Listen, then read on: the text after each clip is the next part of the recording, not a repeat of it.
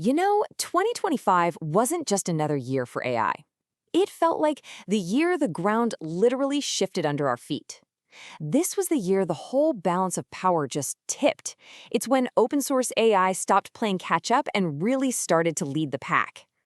All right, so let's really get into this. For what feels like forever, the story with open source AI was always that it was a fast follower, right? I mean, it was always super powerful, incredibly impressive, but it was just always one step behind the giant closed source models. But then 2025 happened, and that whole story just got ripped up. Open source suddenly became the frontier setter. It didn't just catch up. In some really key ways, it started to define what was coming next. So you gotta ask, what happened? What on earth caused this massive shift? What were the specific breakthroughs that let open source make this incredible leap forward and completely change the game? Well, that's exactly what we're gonna break down right now. Okay, first up, let's talk about what I like to call the reasoning wall. For the longest time, AI models were, well, they were fantastic mimics. But when it came to complex, multi-step problems, they really struggled. They could spit out an answer, sure, but they couldn't always show you how they got there. And that's a huge problem. And the solution to this was a pretty genius new training technique. It's called reinforcement learning with verifiable rewards, or RLVR for short. The absolute best way to think about it is like teaching a math student. You don't just give them a gold star for getting the final number right. No, you reward them for showing their work for every single correct step along the way. This teaches the model a reliable, checkable way to actually reason its way to a solution.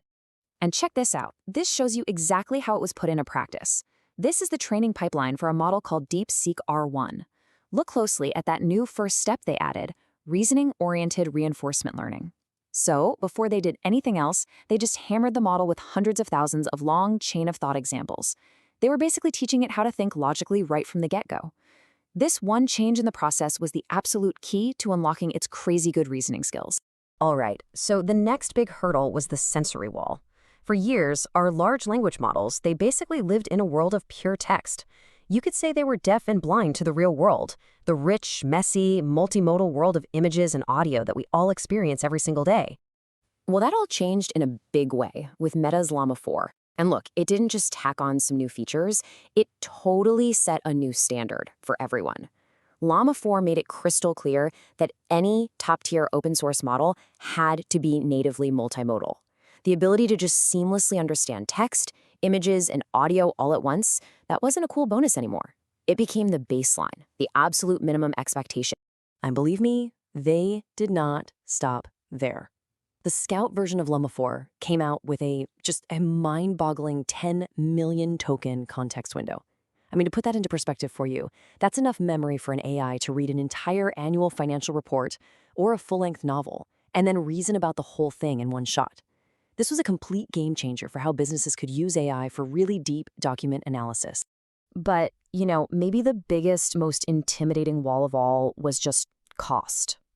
The story everyone believed was that to train a frontier AI model, you needed hundreds of millions of dollars and a data center the size of a small town. It basically locked almost everyone out of the race before it even started.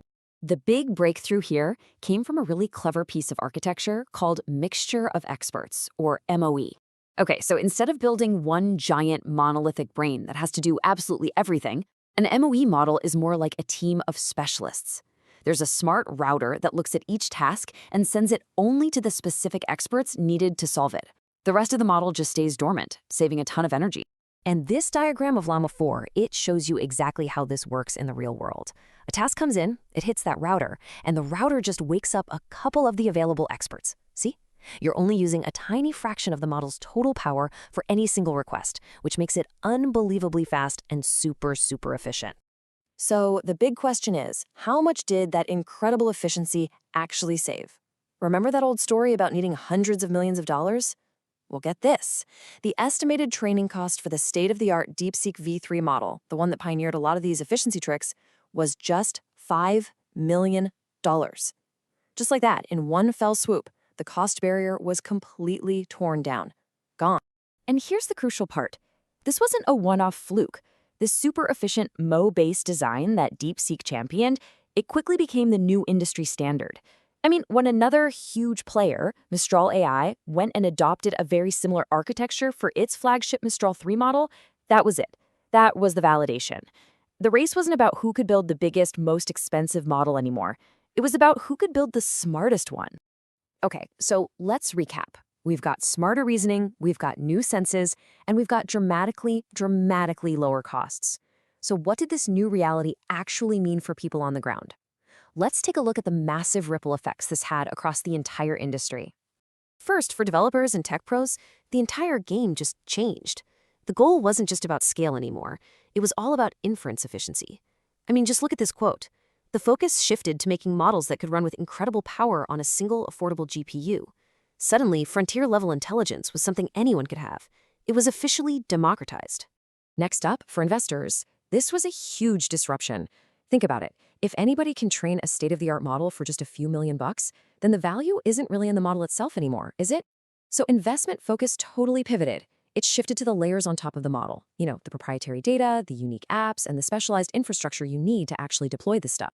And finally, for the big enterprise consultants and their clients, the whole playbook was rewritten. Companies could now take these incredibly powerful open models and deploy them on their own servers, keeping all their data private. And with those huge context windows we talked about, they could simplify their tech, feeding entire documents straight to an AI for way more accurate, direct analysis. It was a total game changer. So, with all these walls just smashed to pieces, the entire AI landscape was remade.